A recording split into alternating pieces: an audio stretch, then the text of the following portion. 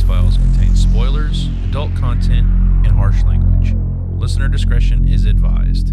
Welcome back to the VHS Files, everybody, and tonight we're talking about one of the best movies from the 80s. And if you don't like that, you can tell it to the judge.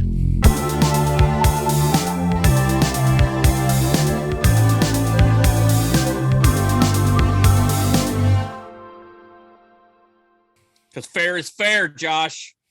That's right. Fair is fair, fuckers. This is the movie I grew up watching, thinking that Helen Slater and Christian Slater were siblings in real life, but turns out they are not.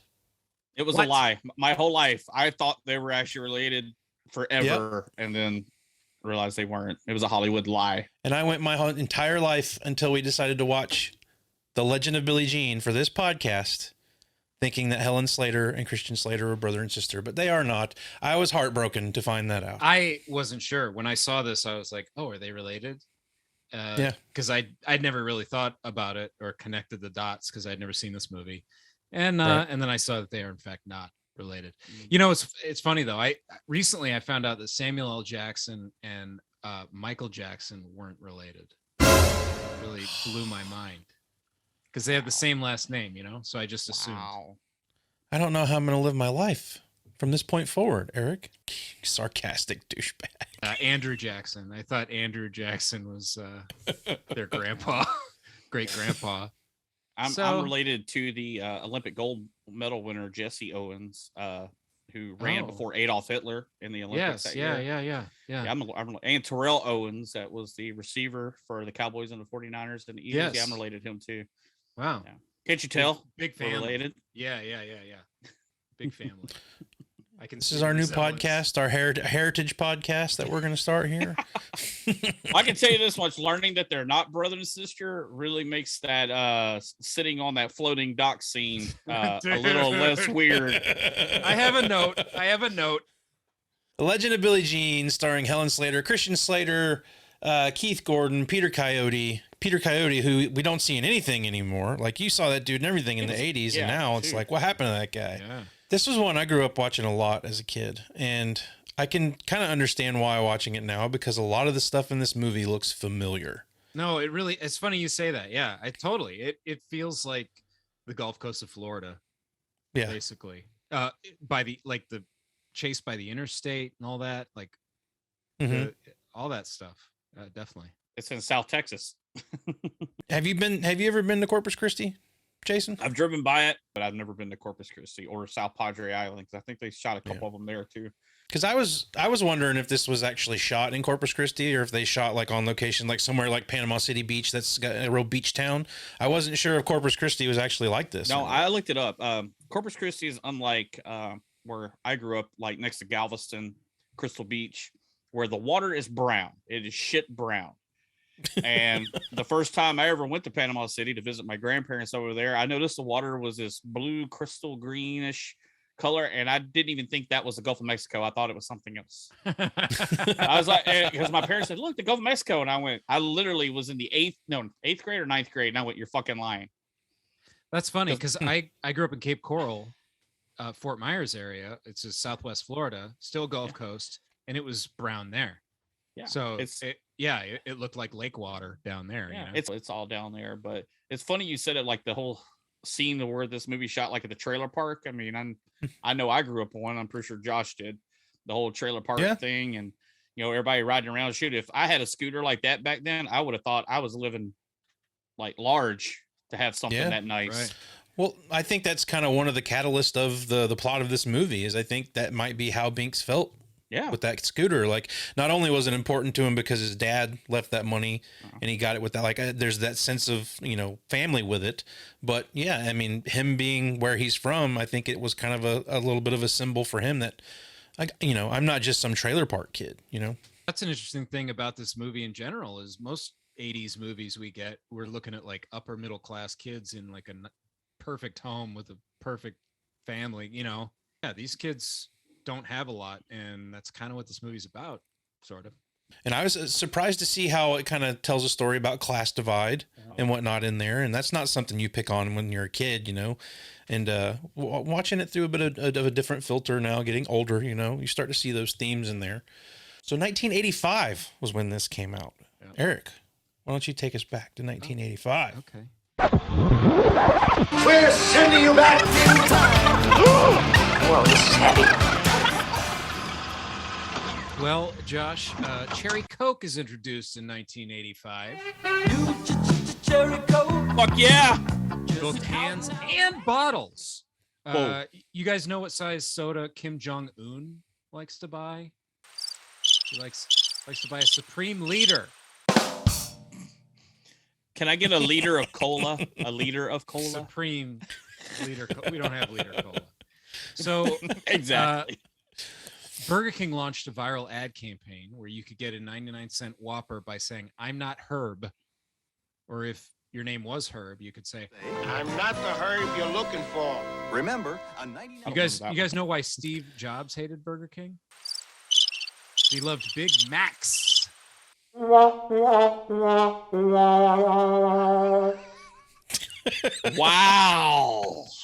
I thought it's maybe because he hated Burger King because they don't serve apples. Oh, come on. Jason had the joke.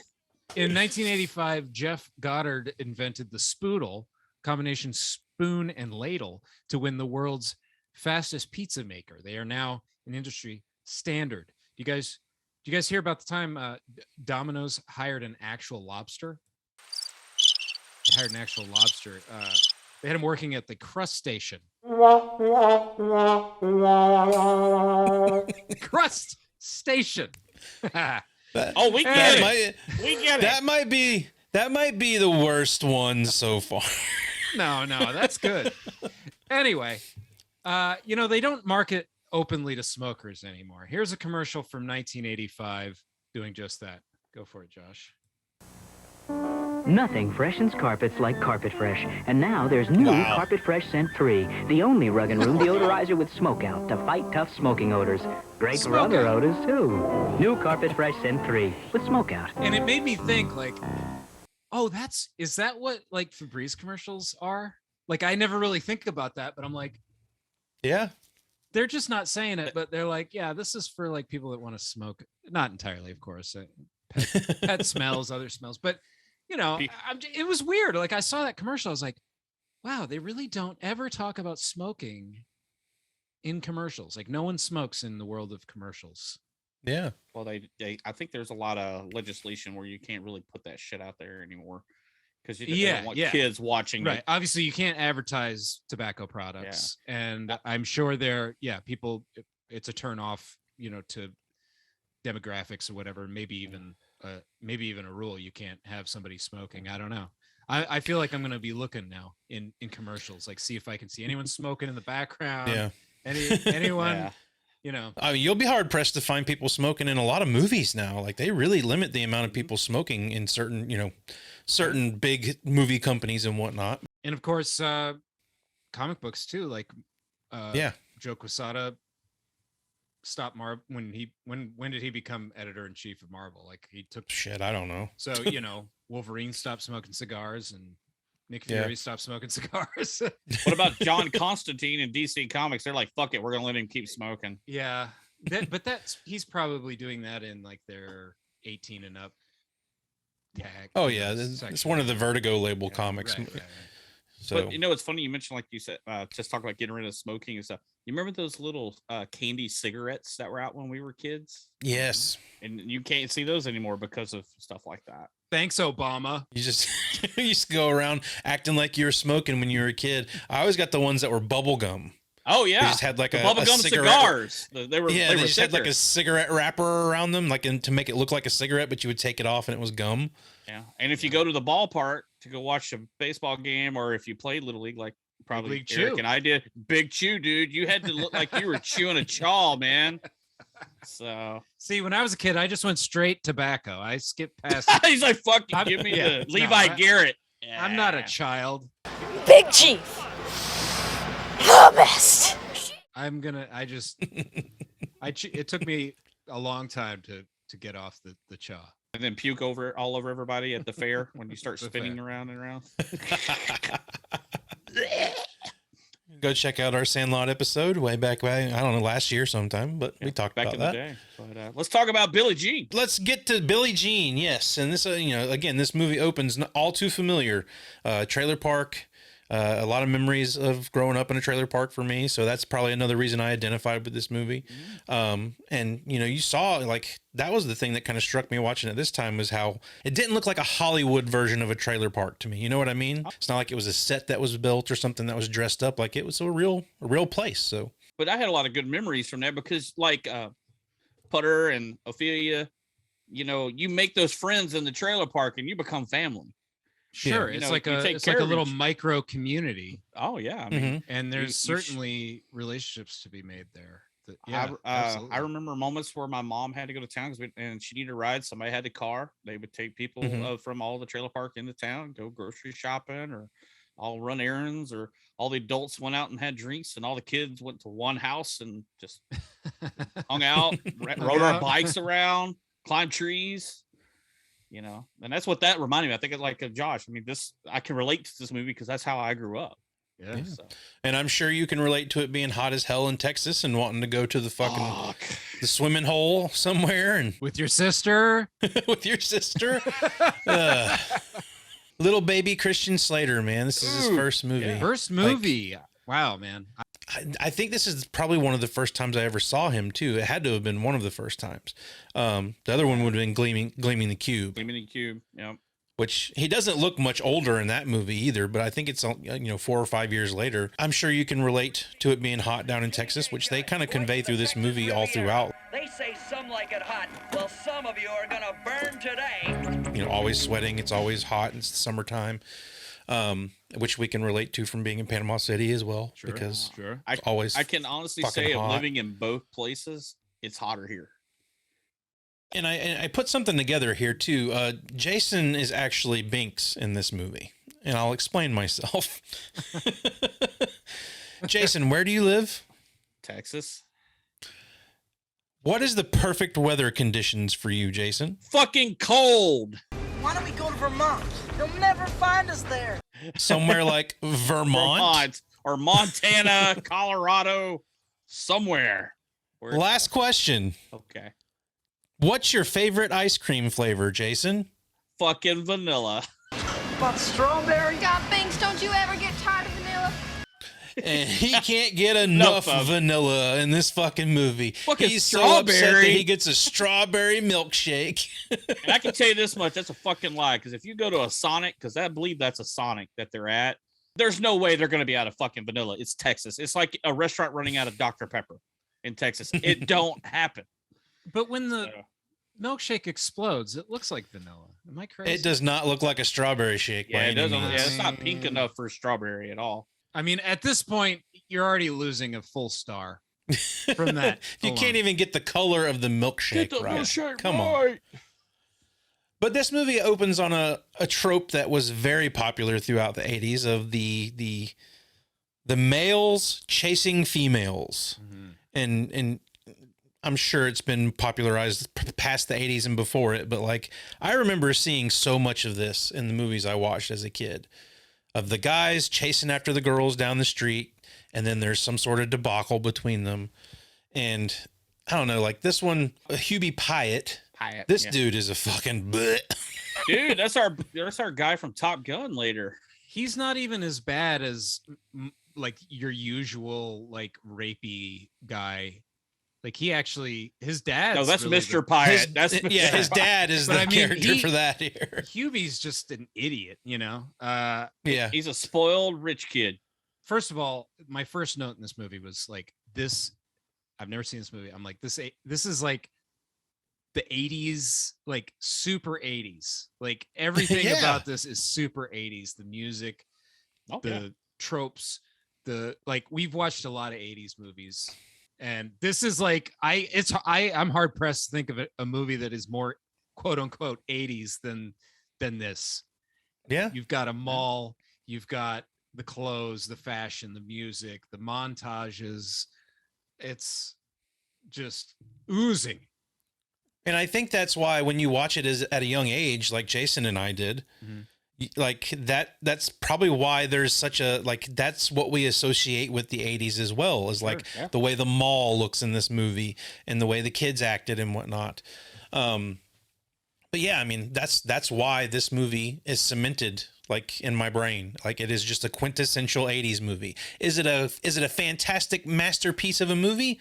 No, but you don't get more 80s than this movie right here. No, it's hard to, I couldn't try to challenge it. I wouldn't. I mean, and it feels a lot like those, like Jason talks about the Wraith a lot. You lose the Wraith, you lose your car. Like, I can kind of see similarities between this and the Wraith, although the Wraith is more of a sci-fi movie, of course. It's definitely a very 80s feel sci-fi movie.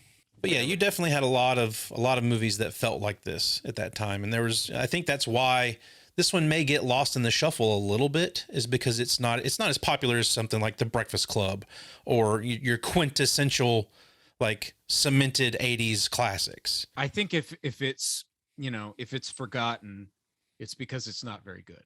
I don't think so. We're going to disagree with you on that. But that's what happens when you're an adult watching movies, like AKA guy over here just watched Highlander as an adult. He thinks it sucks, but I hate you. Good. That is a perfect way to start. You know what? You're right. There's the nostalgia's not there, but also I think this movie is really geared towards like young teenage girls. It kind is of tweeners, like absolutely. This is a girl power movie. Honestly, it plays like with the goofiness and the silliness of some of the stuff, like her demanding the money when she's so in deep legally at this point. $600 even then is like not even the point, right? Right. I mean, she escapes using marbles, right? So, there is some like real camp in this movie, but then at the same time, I just want to say, like, it plays like almost like a kids movie, like maybe even like a Disney movie or like a Nickelodeon movie or something like this for 12-year-old, 13-year-old girls. But then there's also like an attempted rape scene that's kind of heavy. There's some other stuff in there. Her finding herself and feeling that she can be her own self and be who the hell she wants to be just because she's a girl. Right. It's like a women's empowerment story, but it feels like a kid's movie sometimes, and then sometimes it feels like it's not a kid's movie. And that's where I get kind of weirded in this, and I didn't totally click with it. Again, that kind of was the appeal to me when I was younger watching this, is it felt a little like a movie that I would be watching on Disney. But it also had some darker themes that it was like, ooh, I don't know if I should be watching what's going on in this scene here, but it's in this movie and I'm allowed to watch it. That sort of thing. Yeah, interesting. And yeah, I mean, it goes like, there's a particular scene in here that we're going to talk about where it goes from really fucking heavy to a comedic beat. And I'm like, that does not work at all. I'm curious what you're going to say, honestly. Okay, well, we'll get to it here in just a little bit. But like you're talking about the kid thing, because I mean, toward the beginning of the movie, you got Helen Slater trying to get dressed to go to town, and she just takes her shirt off right there in the middle of the trailer park. First 10 seconds. First 10 seconds. Okay. Yeah. I'm glad you said that, Jason, because that was one of my notes, was the beginning of this movie. For a movie that's kind of making a statement about like a girl finding herself, taking control of her sexuality, punishing those who have objectified her, and that kind of stuff. This movie objectifies her in the beginning a lot, and it's when she looks really young. I was curious, on the poster it says she was 17. Billie Jean was 17. Okay. The actress was, I think, in her early 20s. Right. But these early scenes, this is supposed to be a 17-year-old, and like she is like hypersexualized, like her outfits, the braless shirts, wet shirt, all this stuff. If I was, a kid watching this, my head would have exploded. Like it was like, holy mackerel. And then you're continuing to make my case for someone who saw this.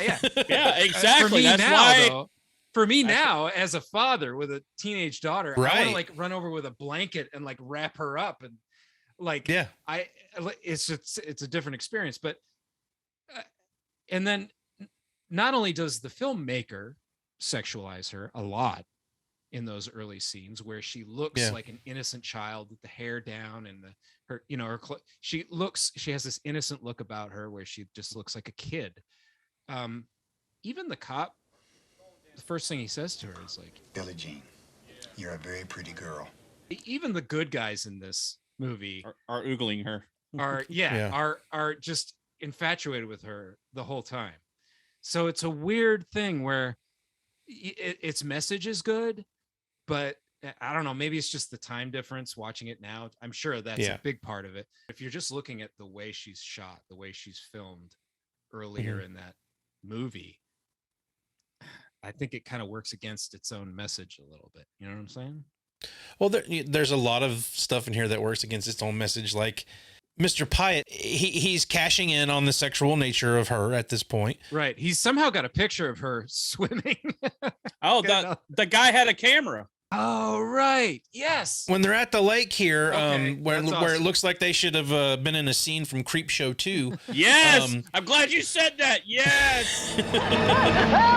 It hurts. There's one of the guys with Hubie that's got a camera and he snaps a picture as she's coming up. You're right. But I did notice a difference in when she's getting out of the water in the beginning of this. It is a very teeny tiny shirt, almost to the fact where it like exposes her when she gets out of the water. Mm-hmm. In the photo that they have of her, it's like a half-cut T-shirt almost. Like it's not nearly as skimpy looking as it was. Interesting. So it's less in the poster. I thought you were going to say it's more in the poster. But speaking of the floating dock, like we mentioned earlier, after learning that her and Christian Slater were not brother and sister, because that part where he's sitting behind her, that shot and looking right at her ass. How many times you have to hear this? It gets hot, but not like this. And the thing is he was very attracted to her. Yes. And he thought it was fate that they would get married because both of their last names were Slater. I mean, she's beautiful. Yeah, I know her most from this, but also Supergirl. Yeah, of course, Supergirl. Yeah, I mean, that's the only thing I know her from. Really, actually, I remember from this and the Michael J. Fox movie, The Secret of My Success. Yep, she's in that as well. Yeah, I love that movie. I don't know what it is. It's just a cool, fun movie to watch Michael J. Fox. So, and she's still doing Superman stuff now with the CW Superman show. And she was in it. Yep. So, oh, really? That's cool. That'd be a fun movie to talk about on here. I used to watch the shit out of that movie when I was younger. I've never enjoyed that movie at all. Supergirl, we can talk about. Yeah, it's, dude. You got that, and you compare it to the first two Christopher Reeve's Superman movies. Oh yeah, it's garbage. Oh, it's way down here. But it's like the Marvel universe. It like exists in the same cinematic universe. Yeah, right? Doesn't it? Yeah, I guess. If I'm being completely honest, I think I've probably seen Supergirl more than I've seen any of the Superman movies. Take that man's card away from him. If that tells you anything about me. I've actually seen Superman 4 more times than I've seen Supergirl, and that movie is atrocious. Destroy Superman. But back to Billie Jean. Dude, that is an awesome car. Too bad they got it painted multicolor, but that is a convertible Hemi Cuda, I do believe. I knew you were going to geek out about the car. Dude, that car is sweet. But not only that, it's old Dodge Mopar power. Dude, I love that shit. And I forgot that car was in here, and I was like, oh, that car. But douchebags are driving it. They ruin it because this douchebag's driving it.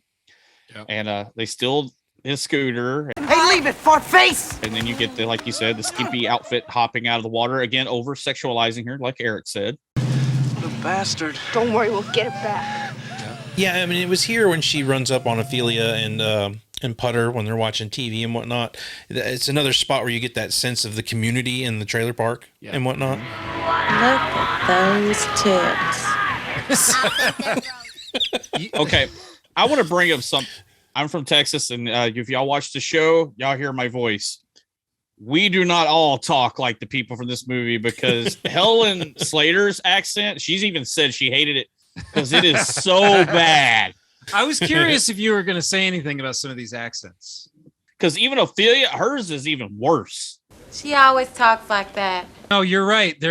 I wrote down one of her lines because I thought it was so funny. When you're rich, food isn't supposed to taste like what it is. Yes, I wrote that one down later. Yes. I'm like, oh my God. And it's like just laying it on thick. Like, woo. Oh. We've got the return of one of our favorite people that we've talked about on our show in recent episode. What is going on? I don't know. Yeardley Smith is in this movie. Lisa Simpson. be one of the greatest entertainers of all time as Lisa Simpson. And also like the worst part of every movie she's in that I watch. This Maximum Overdrive. I mean, just it's nails on the chalkboard, man. Yeah. Well, not only that, she was 20 years old playing a 14-year-old. Yeah, she did look really way older than everybody else. Yeah. Yeah. But that's a common thing with the 80s movies. We talk about that all the time. But she didn't look 14. Just because she's short doesn't make her 14. Her face looked nothing like a 14-year-old. I think her look maybe, but like I think she plays the part well enough to where I believe she's a teenager. Can I come, Billie Jean? I love police stations. I thought you were grounded. I am. I mean, she's very childish in most of this.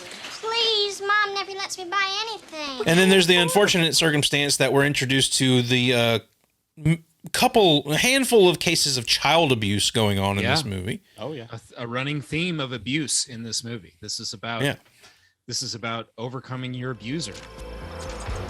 Where have you been? You go to your room and shut that door. Ow!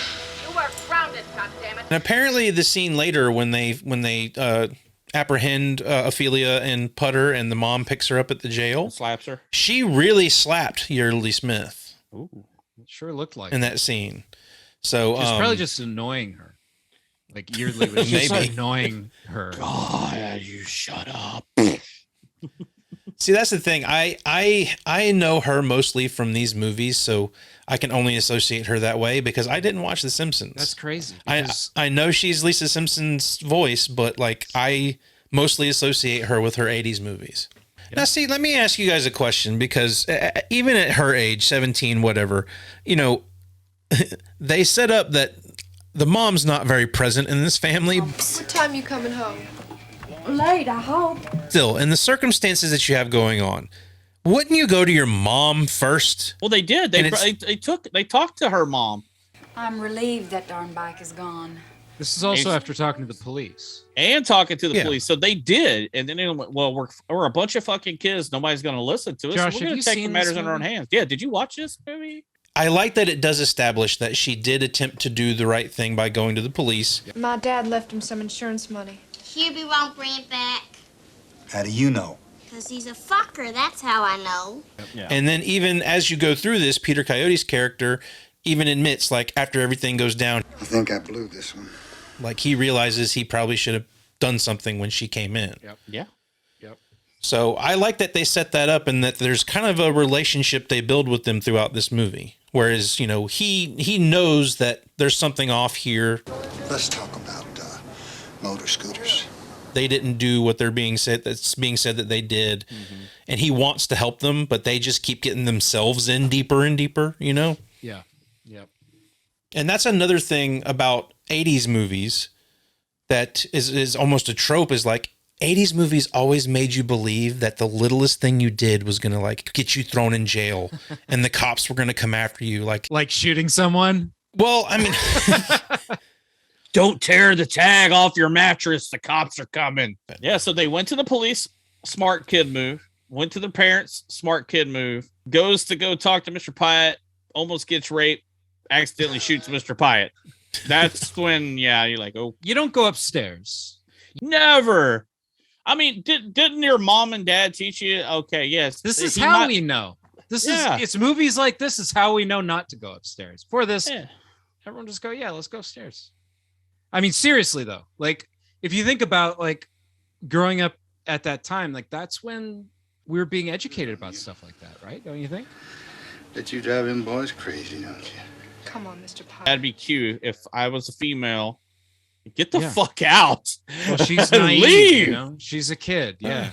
Yeah. I mean, and she knows Hubie's a piece of shit. Yeah. It's like, why would his dad be any different? Now, the dad does try to, he bullies his son. Yeah, he bullies his son, but he's also like, that comment he makes about Hubie where he's like, the truth and Hubie have never got along or something like that. But he's also, he's baiting her is what he's doing. Right. Yeah. But this is where it also sets up kind of the class divide stuff here is, she's from the trailers. He comes in and he's like, don't believe him, Dad. She's from the trailers.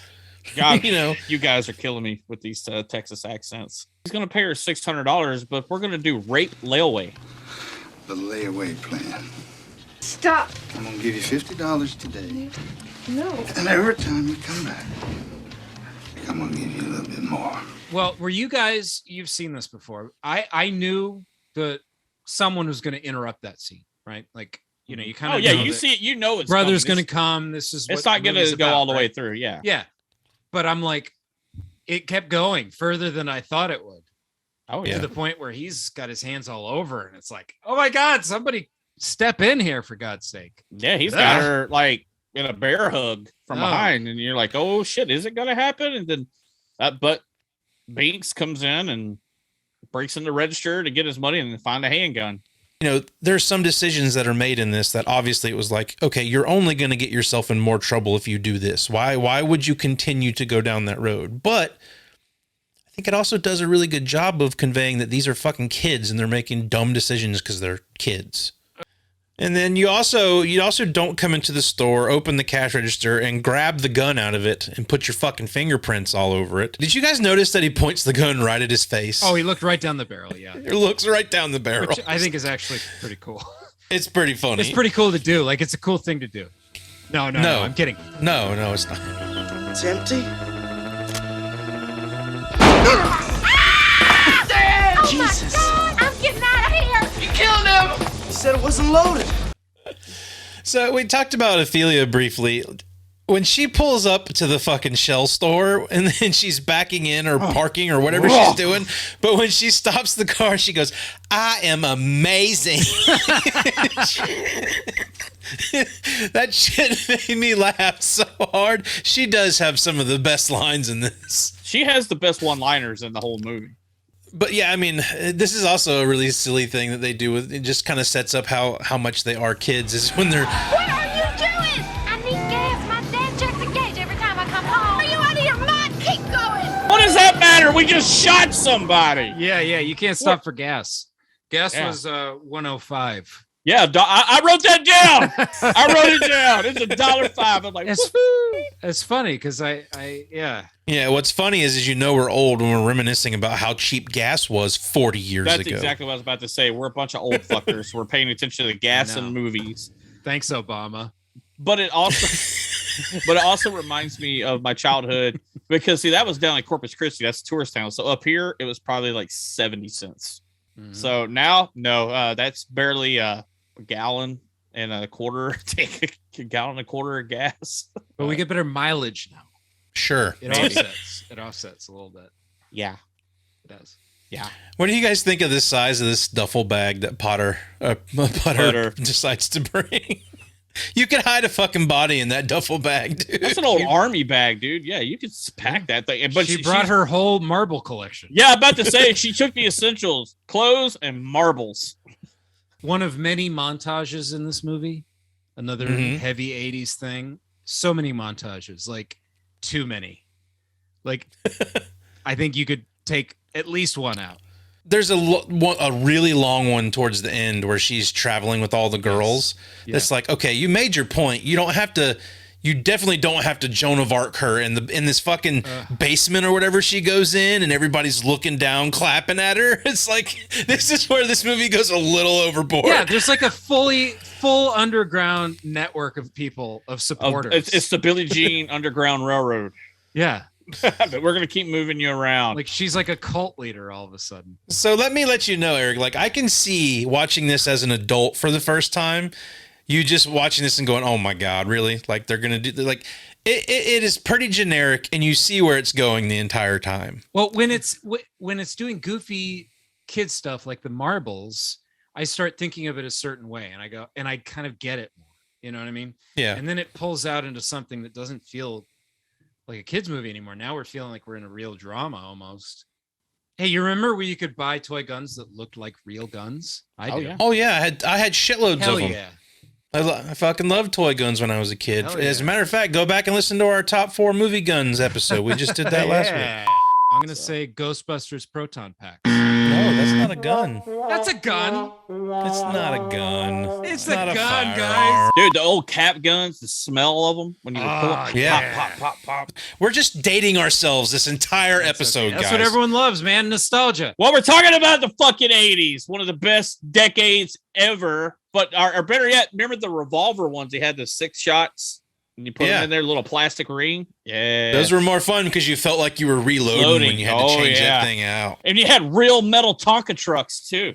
Yeah. And it had some weight to it. And it was built in America, goddammit. Damn you, Obama.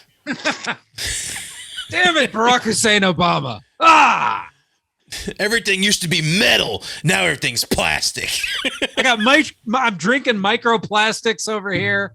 I ate microplastics for dinner. Yeah, didn't they just recently find that we have plastics in our blood now? Oh yeah, because we got so much. We're plastic. all basically plastic. Whatever. We're plastic. I don't know. We're walking Barbie and Ken at this paper point. plastic.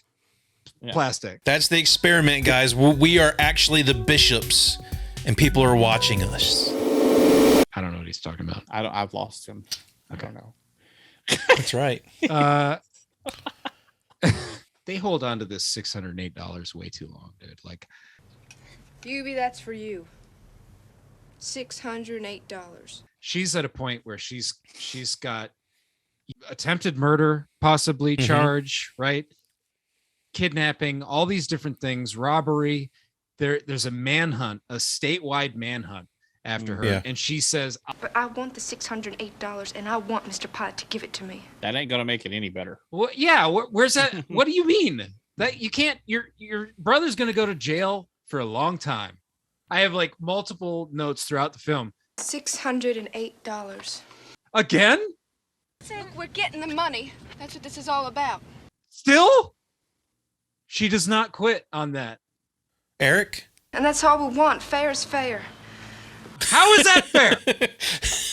What's fair about them going to jail and getting 600? Not. It does not. And when she, like, after the haircut, we're getting ahead of ourselves, but like after the haircut, after all this, where she's supposed to be like, she's different now. She's like a superhero almost. She's a legend.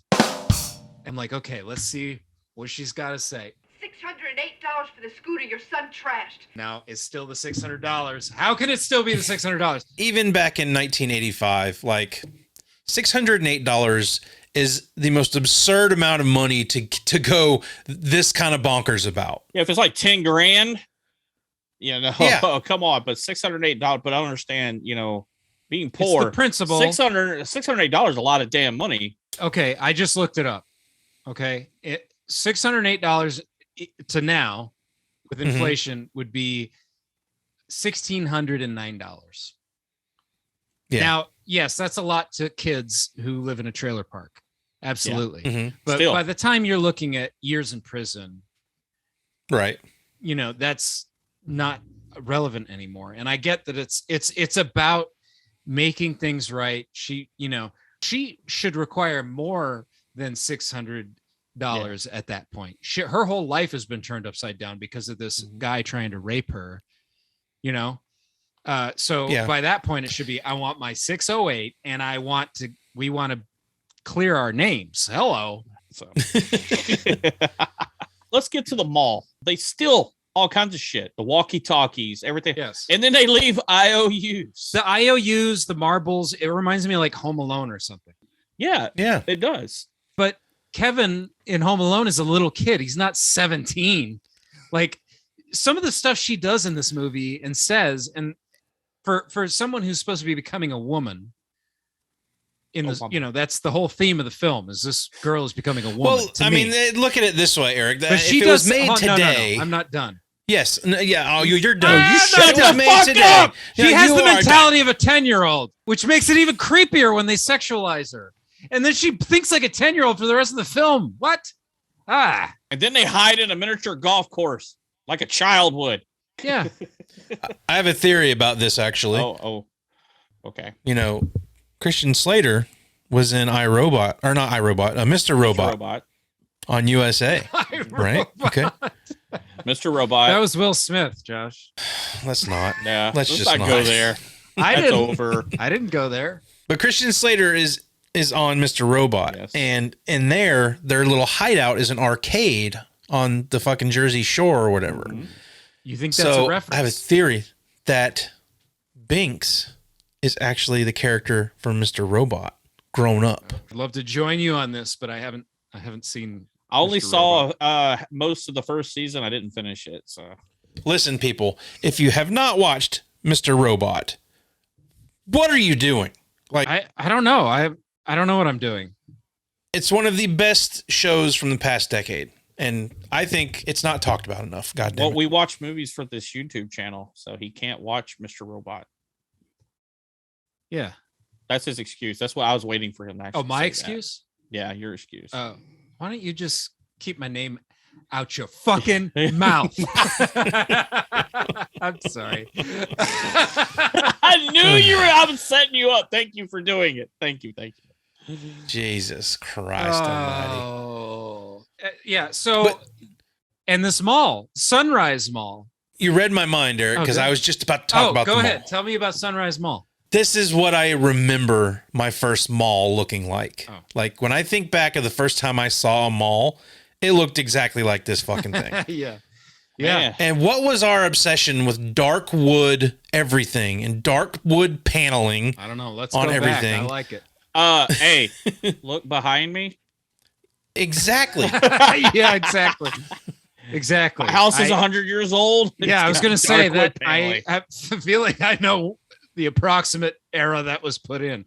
But yeah, my house growing up was like that too. I mean, and you look at this mall and it makes you think of all the great malls. Chopping Mall makes you think of Dawn of the Dead. It makes you think of Stranger Things. Stranger Things. We're obviously calling back to these very malls, but my mall didn't look nothing like that. The mall I had looks a lot like the one in Panama City. Yeah, just one floor with your standard stores in it. Oh. So a mall that I didn't see a mall with levels to it till I was probably in my 20s. Probably true until I moved to Tallahassee at like Tallahassee. 18. Yeah, their mall. They had the 2-story one, but it also reminded me of Body Double. Check that episode out right here. I'm gonna just lay here and wallow in my fucking pity and drink Jack Daniels and jerk off and watch porno. Oh wait, I've seen that girl's ass before. Mall action in that one. Man, Eric's bringing up some old shit.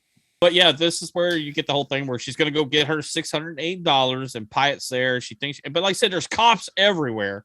Why didn't they just walk up and arrest her? There is no leverage to have some kind of handoff. We're going to come in and get the $600. Then what? What is the deal here? You have $608 and then no, there's no deal. What is the deal? What's the deal with politics? When you have a deal, like it's like you have a hostage, right? They didn't have a hostage at this point. There's no hostage. No, they have no. So leverage what is the at deal? all. What are the cops paying them for? This doesn't make any sense. I think it's Detective or Lieutenant Ringwald. He's feeling bad for what happened because he realized he fucked up by not doing his job. And he basically talks Mr. Pyatt into, you just need to pay them the damn money. But why all the cops? Why? It's like a sting operation. They're going to try to catch him.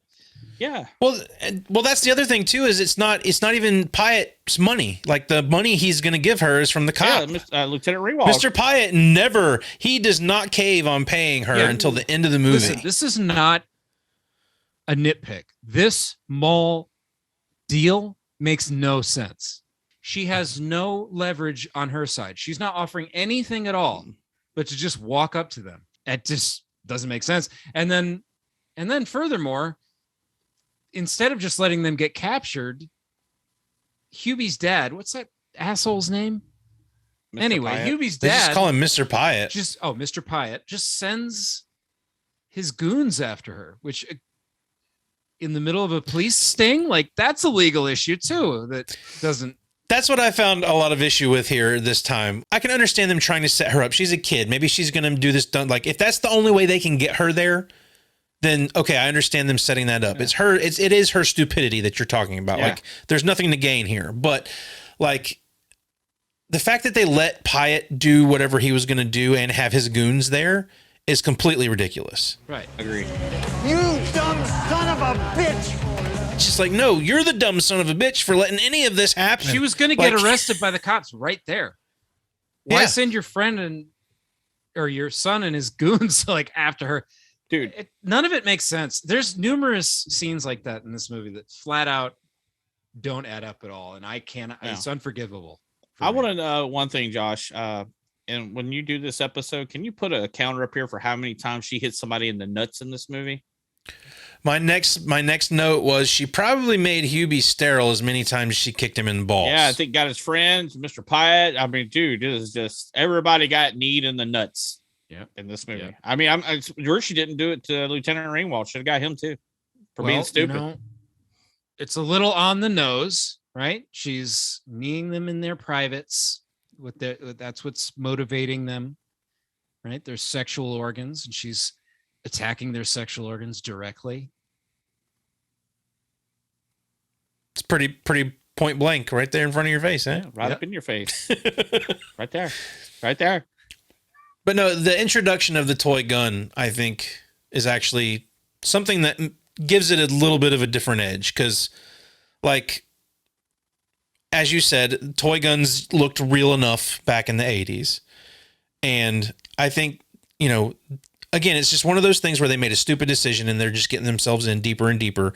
You're going to bring a toy gun into this and make it even worse. Yeah. And again, the cop is smart enough to know, he figures it out. It wasn't a real gun, all that good shit. But how this gun plays up until the very end scene, that makes no sense to me either. Yeah. It's like, you're getting exactly what you want. Why keep involving this toy gun you have? Binks doesn't really thinks, if you know what I'm saying. Binks don't think. Binks don't thinks. Binks don't thinks. But the thing, one thing I was going to say is, like, in movies nowadays, if somebody pulls a gun on a cop, you're shot. Oh yeah. Well, I mean that's kind of what happens at the end. He pulls a gun and he's got snipers on him, and that's what they do. But like, I mean, right then and there, Lieutenant Ringwald should have pulled his gun and shot him. You know, not mortally killed. Mortally wounded. No, mortally. So. The old leg shot. Give me a break. No, should have been a pinky toe. Center mass only. A nice Billy Idol rebel yell fucking chase through the mall scene. No, not only that, the standard 80s drive the car through the barricade. Yes. Yeah. Why is there a barricade to leave the parking garage? No one can leave it for some reason. Who cares? Doesn't matter. You've got to drive the car through the barricade. I was fine with that. I'm not nitpicking on the barricade. No problem. I like all the kids they interview after all the shit goes down at the mall. And you got the young kid, the girl, and then the girl starts talking and she says her piece and he goes, well, there's a woman's perspective. So fucking douchey, man. That is one thing that I think is good in this movie is even from the beginning, you get the radio station, Jimmy J or JJ, whatever. And then you get the TV, and we're using it's actually an interesting commentary on court of public opinion and media and how media has a part in justice in the legal system and whether you're assumed guilty or assumed innocent, presumed guilty before you even see a judge or a courtroom. All the people making false stories, the way we sort of are able to follow what's going on by listening to the radio, by hearing TV reports, seeing the newspaper. It's actually kind of rather poignant commentary for this day and age. And it still fits for nowadays. Like if this movie were a modern movie, it would be they're doing all of this and they're posting it on YouTube. Right. TMZ is reporting blah, blah, blah. Yeah. Billie Jean, wherever you are, I love you. And they've got 50 million followers. Everybody's following them on their crime tirade through Corpus Christi, they're live Texas. streaming in the mall. Yeah, totally. Dude, they need to remake this today. They could. I think this would be a candidate for a remake. Oh, there you go. Do we think it's a remake? I do. I told Jenny, I was like, this could be remade and it could actually get kind of dark. Because it, sure. Like, I actually kind of like the themes here where they continue to get deeper and deeper into trouble. And it is like, you know, they still, like, by the end of this, they've committed some crimes, but it's nothing, you know, it's something you're going to look back on and regret. But, like, I don't know. I think they could go darker with it and be like, they started out where, like, they really didn't do anything that bad. But the longer they went on, the more they got into. Sure. And it actually, like, turns their life into a complete black hole, you know? Like, yeah, they get in and, like, start doing meth. That sounds like a real fun watch, Josh. Yeah, at the end, they get AIDS. Yeah. Great movie, Josh. Putters working the street corners in Corpus Christi. Yeah. It'd be the Euphoria A24 version of Billie Jean is a prostitute. Yeah, okay. You're disgusting. This is horrible. Yeah. We leave the mall with all these cops, and yet no cop cars follow this station wagon out of here. Yeah. And next thing you know, they're driving through the rich neighborhood just trying to find a place to stay, looking for a mansion. Hey, that looks empty. That house looks empty. And boy, do they get lucky. Yeah. Wow. Yeah. The jackpot. But again, okay, we're going to add breaking and entering to this list of shit that we've gotten ourselves into. And the DA's house. It's the DA's house. Yeah. Of all houses. Luck of the draw in that sense. But the other sense is, love interest time. Which does, again, it conflicts with the theme of the film. Because he wants her just like the detective ogles her, just like Hubie wants her. He's a nice guy, but he's still immediate. Okay. Lloyd throws his life away for her in one day. Like I believe the intent between Lloyd and Billie Jean is the class divide stuff. Whereas he is a rich kid. Mm-hmm. She is a poor girl. Right. But she's hot, so it's okay to be poor. But let's talk about our buddy Lloyd, because like as a kid, you know, and then I think I related to Lloyd because look at who he is, Josh. He's us. This is why this movie this scene is why this movie is because he's got FX stuff everywhere. It's because this is the mask. This is the one movies. reason. Yeah. He's got like movie. This is why you like those two guys from summer school or whatever. Well, that's because they remind me of me. That's the part. That's the part of Hollywood is to relate to the character. Right. And that's the thing is this movie is just a teen drama up until this point to where they get into this house. And then they spin this scene to be very horror movie-esque. And it comes out of nowhere. I don't know how horror movie it for like a minute, maybe there's like a little like what's going on in here. You've got her sneaking through the house, something moving in the shadows. You see something that looks like a fucking werewolf walking around. The music. It's one of those things when you're a kid, you're like, what's going on right now? You don't break into mansions in the middle of the nice part of town and you hear the sounds of woo and all of that, and then you walk and you're like, there are fucking foam latex masks everywhere and horror memorabilia on the walls and shit. And then there's a guy in a full werewolf outfit that gets. She knee him in the nuts too? I do. She hits him with a fucking guitar. Oh, yeah. Then we find out the Wolfman has asthma. I almost choked. I love Lloyd in this, and well, he's got one of those fucking bedrooms.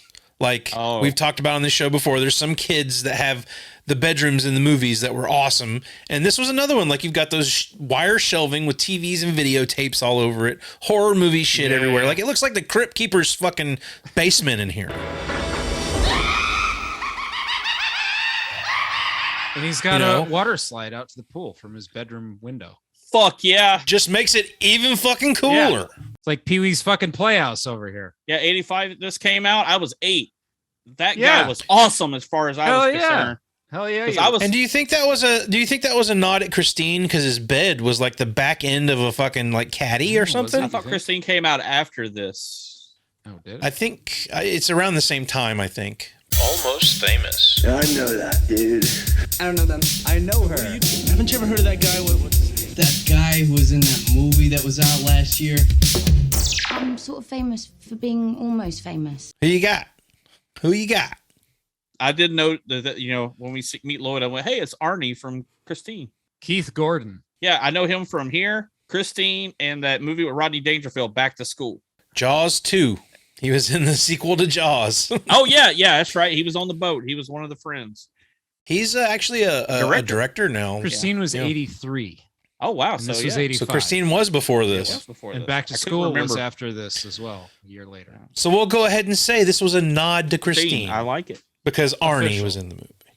I mean, Helen Slater is kind of almost famous. I don't think she's a very well-known actress at this point, but if you're a Superman fan, Supergirl fan, yeah, you probably recognize her. Actually, and if you were a Secret of My Success fan, yeah.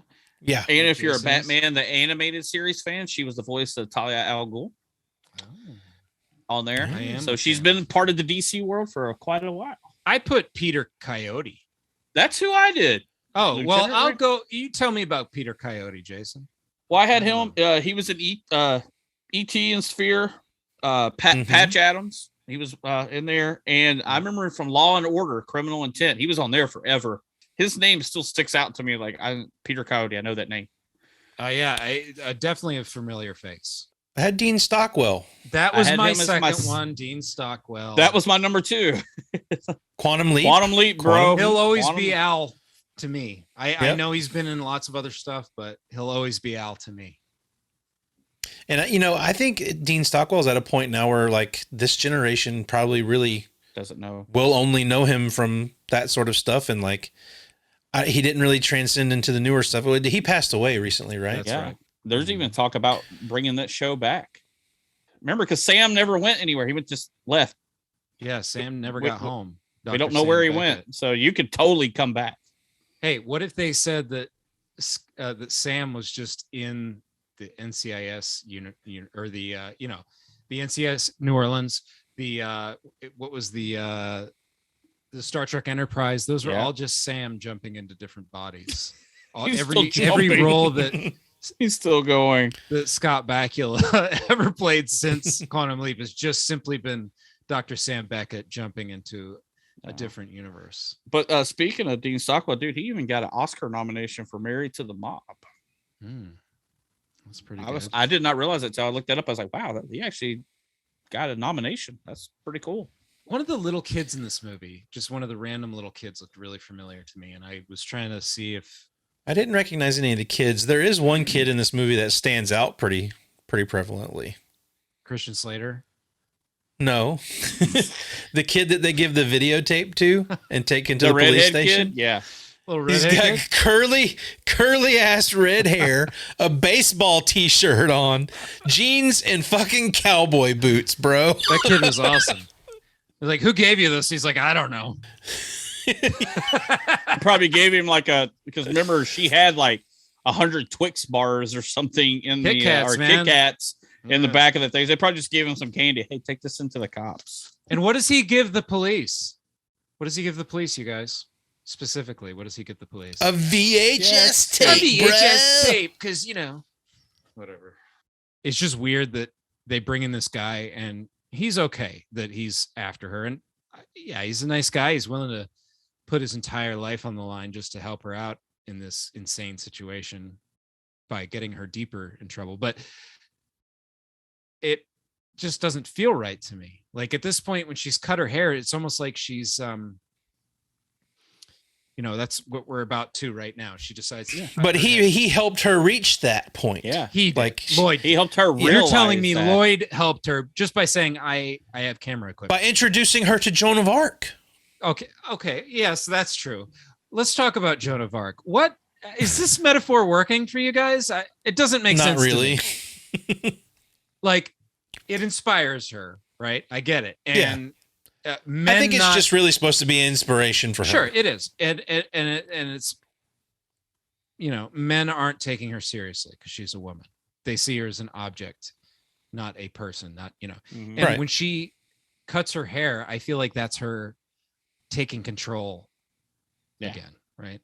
Right. Of herself and almost like desexualizing herself in a way, even though she does kind of get sexier with the weird, I think she's almost hotter with the short.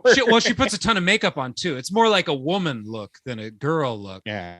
Right. But it's weird. It's like, are you trying to desexualize yourself, or are you trying to just be like a hot woman now instead of like a girl? It's obviously a girl to woman thing, but to me, the idea was that it was like cutting the hair off, especially, is more like, take me more serious as a person rather than a woman or as a sexual object or something. Even though she's wearing a cut up scuba suit. That's right. But then she puts unzipped.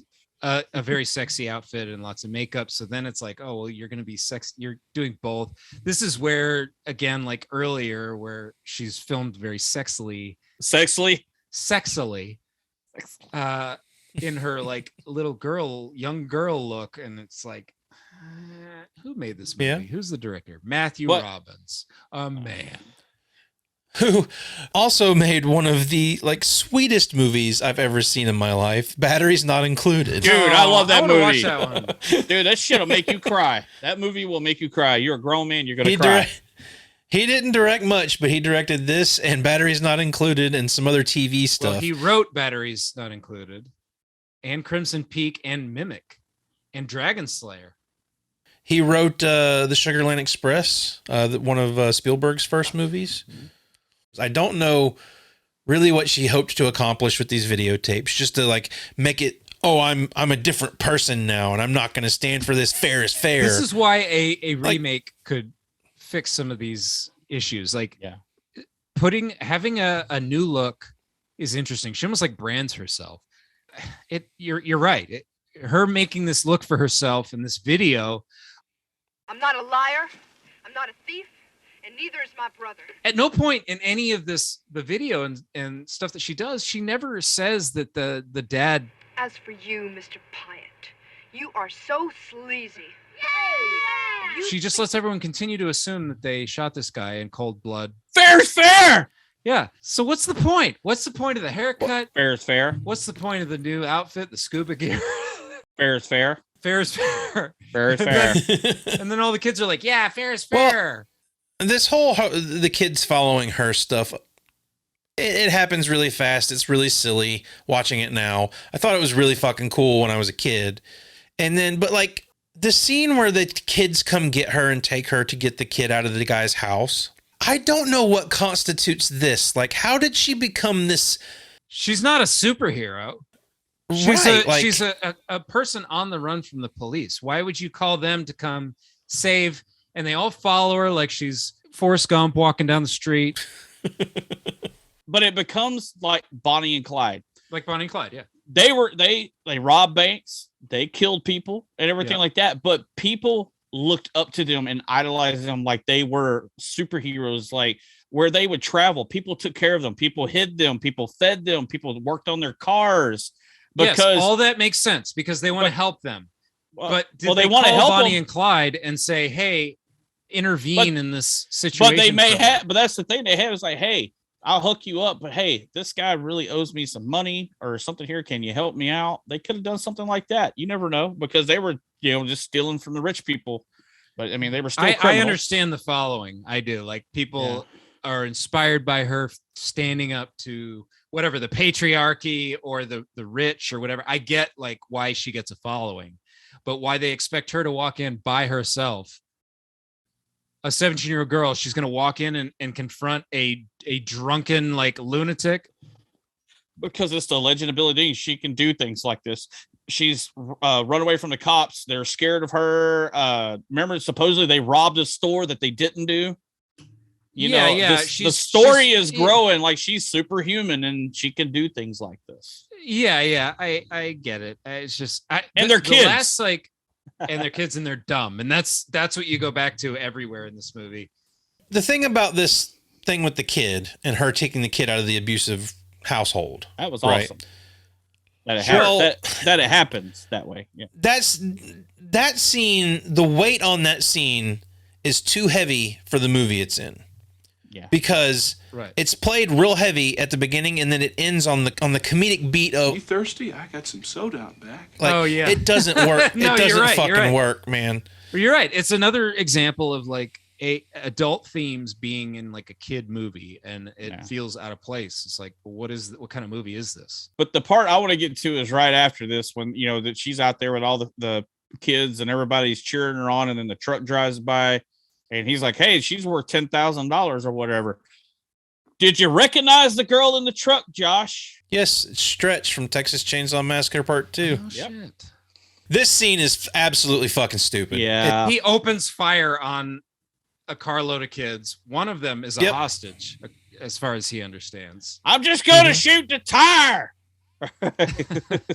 And the fact that he continues to like lean out of the truck to shoot at them, like it is I kind of understand what they're going for with how that goes down, but it's a little just too fucking over the top. It's ridiculous. Okay, no, what's over the top is we've already got some themes in this movie, and what is the result of this car chase shootout?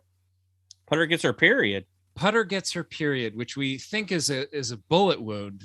Yeah. At first. Yeah, the tone's a little off at this point. Putter, you've become a woman. Oh God, no. Then they bathe her and you wrap her in a blanket. Yes.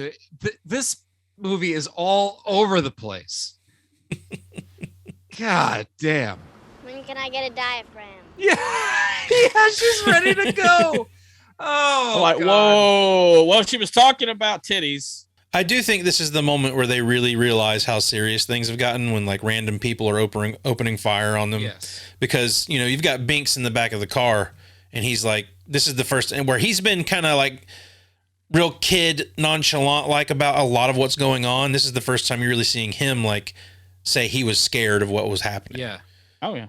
And they, but again, they make another dumb decision to resort to stealing a fucking car. It's not stealing, it's bomb. Oh, so what do we do? Leave an IOU for a car? Add one more thing to the list of shit. Yep. Well, and they Just tried keep to say, going. it says, hey, Billie Jean's the one that's against it. She's like, hey, we don't need to be stealing cars. 80's runaway montage. This was the one montage that I would cut. Oh God, and that went kind on of leads forever. into her like escaping with fans and stuff, but it just goes on forever. Like like another montage. Yeah, I mean, show her get into a couple of cars and whatnot. Like, we get the idea. We know what you're going for here. You don't have to drag it out for over a fucking whole Pat Benatar fucking invincible montage. But Jason, you've met Pat Benatar, haven't you? Yes, I have shook her hand and hugged her neck and met her husband, and he's a badass fucking guitar player. Really? No, I used to work at Cypress Gardens theme park in Winter Haven, Florida, and she did a concert there. And she is by far my favorite memory of being a stage manager because she hung out in the trailer. Non-rock star person I've ever met, because I met some people that are not on her level that acted like total rock stars. Cool ass fucking lady. So every time I hear Pat Benatar, I was like, she was definitely one of my favorite memories. Hell yeah. Working with entertainers.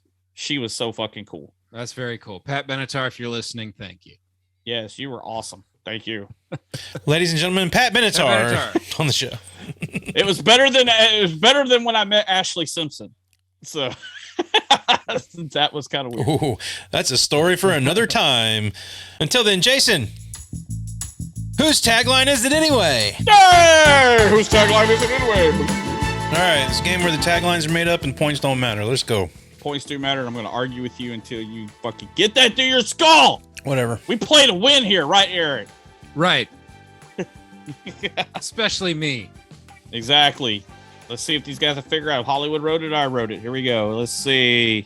The girl who became a legend. I'm going to say Jason wrote that. Yeah, me too. I did. Jason! Jason! Jason! Dude, that actually is kind of weird. I've heard that in other aspects of my life, but not on this show. Oh, let's see, Jace. Yeah, you do. Another Texas legend. ... Billie Jean. You wrote that. You wrote that. I did. Jason!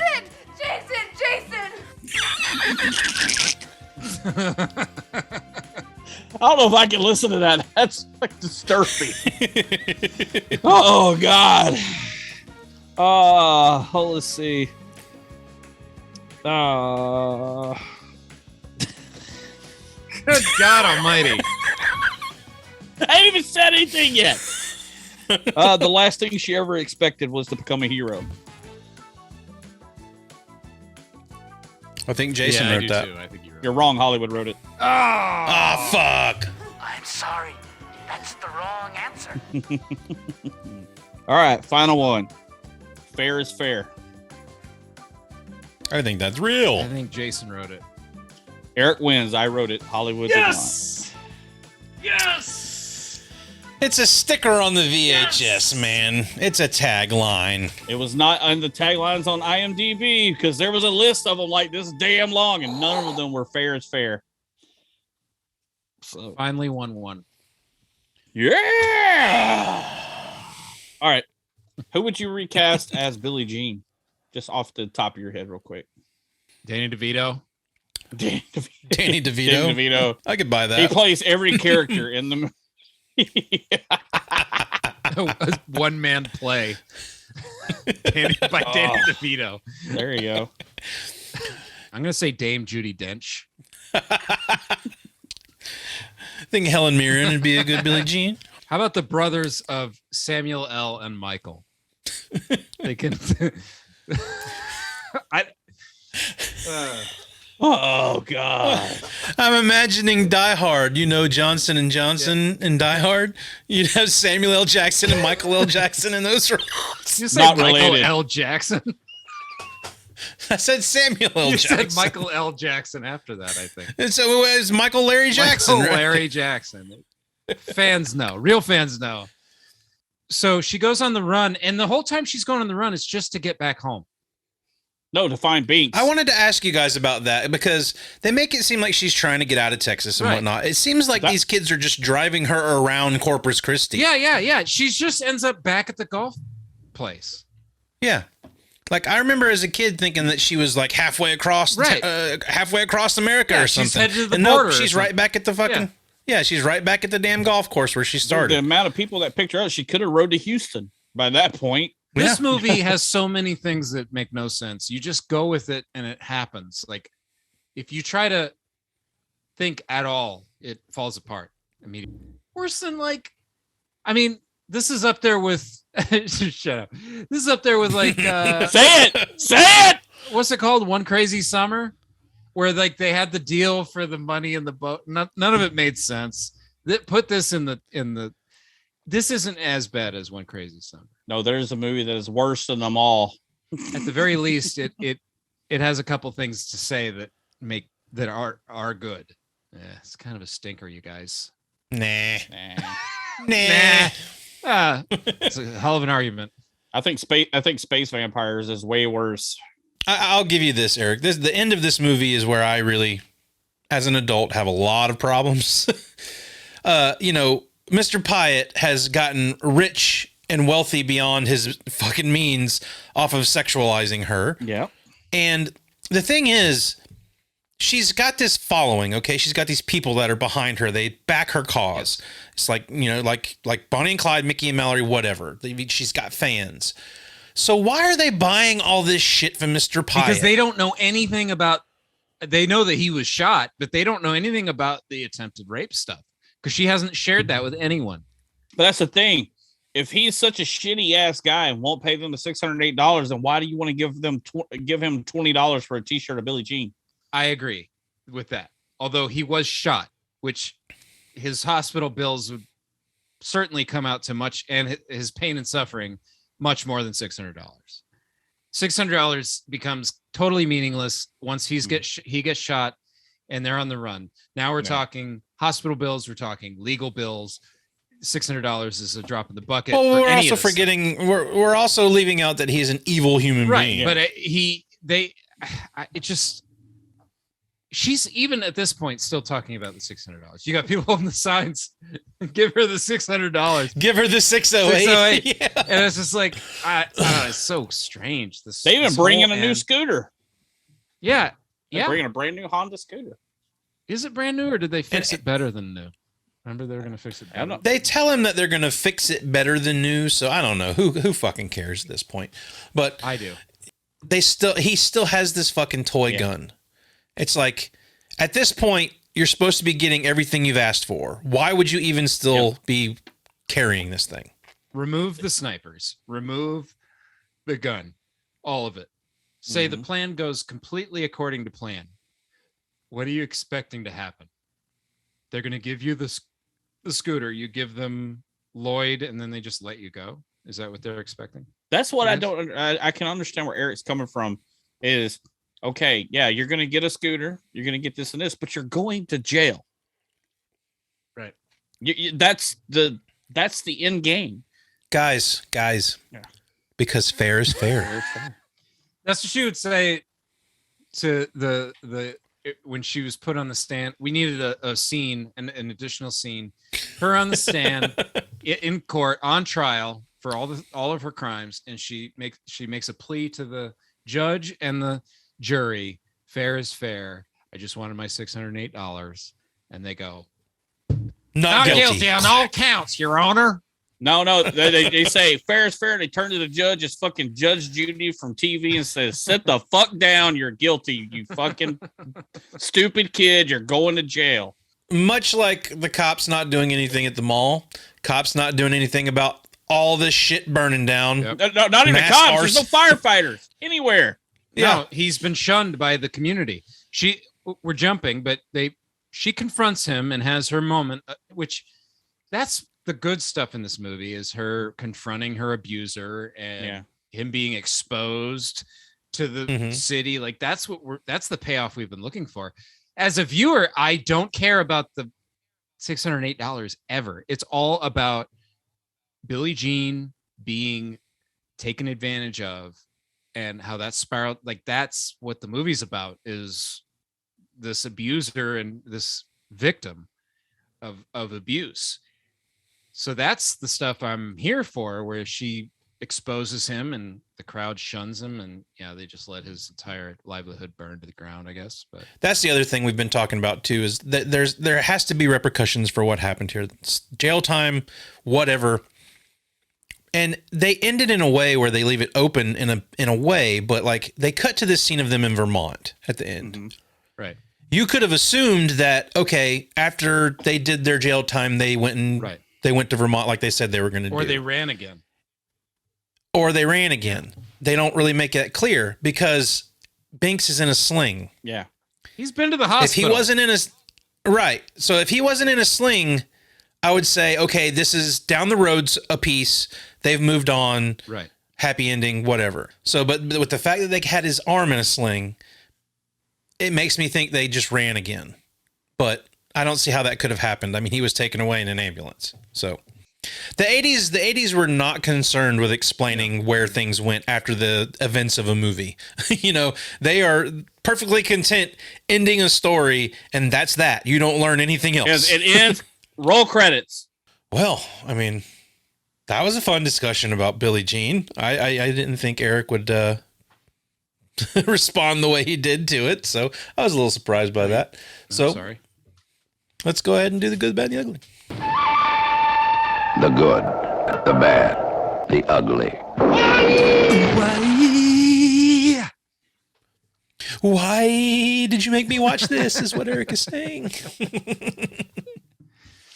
Well, since I picked this movie, I'll start. I like the mansion scene with Lloyd and the werewolf stuff. That's really the main reason I go back to this movie, is because that scene just sticks with me. Dude, you can't put that. You can't do that. That was my first part of my good. I love the werewolf scene in Lloyd's room. But I mean, I have a lot of nostalgia for this movie. I can definitely see the problems with it. But, I do like Helen Slater. I think Christian Slater's, good for what he's doing in this movie. The only real bad spot in the cast, I think, is Yeardley Smith. She's not as bad as she is in Maximum Overdrive in this. Oh God, yeah, opinion. she's I would rather way watch more this. annoying in Maximum Overdrive. Yeah. The bad is when the kids are all following her to the guy's house, and you got these guys. It's like some kind of bad ADR, but the guy's like, "Hey, Billie Jean, show us your gun." Fucking terrible, dude. Fucking awful. Hey, that would have been better if she had the toy gun to confront the dad with. Just throwing that out there. That would have made more sense. Good point. Good point. I like it, Eric. Thank you. And Ugly is all the child abuse, rapey, creepy shit. And case in point, when they see the Billie Jean picture in the window of the shop, and the girl comes in and asks how much it cost, there's another guy in like a business suit and a fucking receding hairline. He's like, "I'll give you $5 for it." Like, what the fuck is this guy gonna do with this picture? Well, that picture's $10 as it is. You want to wait for a frame? It's gonna be $12.50. Sold American. He was probably like 22. That's what people 22 looked like. They were 40 back then. Yeah, I know what you're saying. All the men are like salivating over her in this whole movie, and it's yucky. It is pretty gross. Yeah. Jason, you want to go next? Sure. Copy paste Josh's first part of his good. The whole Lloyd thing in the mansion and everything. I've now at the age of 44, I have my own Lloyd room, which is basically my whole house. It looks like that now. So I've achieved that goal as a kid, as an 8-year-old of seeing that movie. Total nostalgia. Like I said, every time this comes on, I could watch it. This is definitely something me and my mom watched, and when I told her I was watching it, she said, "We have seen that movie way too many times." So, but and I do like the story of the whole 600 in it, but what gets lost in a lot of this, some of the plot holes and is of a young girl becoming a woman and trying to have an identity for herself that is not just a piece of meat for a man. She's trying to show that she is a human being and she can do things too. She can move up in life and be strong and take care of herself. Right. And that's a cool point that we probably didn't catch as teenagers, but as an older person watching this movie now, you can see that. And it does get a little lost in there because of writing and stuff like that. But it's a cool little story. My bad, Putter's wig after she cuts her hair is horrible. And everybody's fake ass Texas accent. Yeah, they're pretty bad. Come on, people. Y'all, all right, you hear me talk. If you listen to the show, I do not sound anything like the people in that movie, if you've seen the movie. I don't know, man. Somebody listening in Montana probably thinks you do sound goddamn like Texas, I got a $10 hat and I got a cow outside. Woo-hoo! But Ugly, Josh, the same thing. The attempted rape. Josh is ugly. Thanks, man. I'm fucking ugly. I see how you feel. You stole my that was mine too. Oh, Josh man, is ugly. Sorry. Whatever. We love that bastard. He's sexy as fuck. We're over sexualizing Josh now. I know. Sorry, Josh. Oh God, he's licking his lips. You're a person. You're a person. You're not. Just, you are a person too, Josh. You're not just a. Fair's fair. Yeah. When he walks into the store, he tells the women, "Hey, my eyes are up here. Stop looking at the beard." Yeah. For my good, I agree, Jason. Commentary about abuse and fighting abuse and standing up for yourself and her becoming a woman and getting away from that. Just like you say, like her value is more than just a sexual being. She's the normal 80s stigma.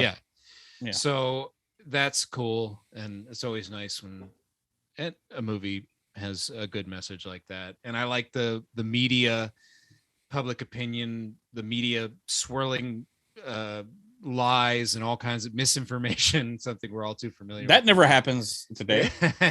And for bad, I've got Putter's period. It was just like so on the nose, like we already get it. It does not need to happen. This was a car chase. They were being shot at.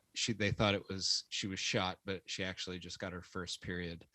Let's just think about that for a minute. That's what again, the happened in weight this of the movie. situation. Yeah, like another situation where the weight is so heavy, yet it plays for comedic timing. Like Completely it's just really weird a bonkers. couple of times. Hilarious. And ugly is fagmobile.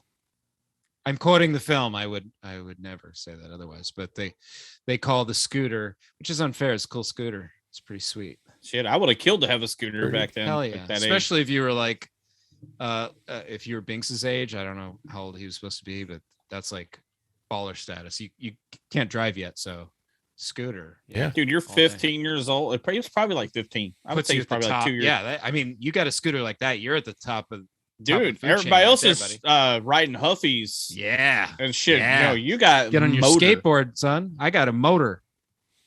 I don't know. I Absolutely. thought it was pretty cool having my skateboard back in those days. So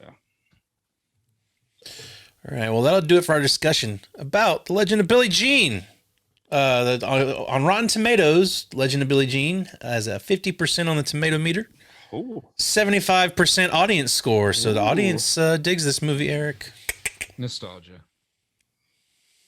Is the audience a bunch of teenage girls? Because if so, then it makes sense. Probably so. Now, if you liked The Legend of Billie Jean, you might also like, according to Rotten Tomatoes, Bunny and the Bull. Never heard of it. Yeah. Executive Action. Never heard of it. The fuck are these movies? Lawman. Never heard of it. A Man Called Horse. Never heard of it. The Ballad of Cable Hogue. Fuck. If you like this movie, you might like Broken Arrow. Oh, dude. You're Wow. digging deep. Yes. It's been a while since I've seen that one. Wow. Yeah. John Travolta's in that Yeah, too, right? and Howie Long and We need to do Stone Cold sometime. dude, I want to do that. It's one of those like cheesy B action movies with like with a football player star. Right. Like You just had to it's- have muscles. in that. But Well, that Yeah, and, it was the predecessor to action movies with wrestlers. Yeah. We had to have football players. So makes sense. which I watch for some reason watch Stone Cold more than I watch They Live. Don't ask me why that happened. But Ooh. anyway. All right, well that's gonna do it for this episode, Legend of Billie Jean. I'm sorry I had to make you suffer through that one, Eric. They can't all be But it's winners. one of my favorites. But we will be back next week with something for you guys. And until then, be kind and fair as fair. Fair's fair, fuckers. Rewind is rewind.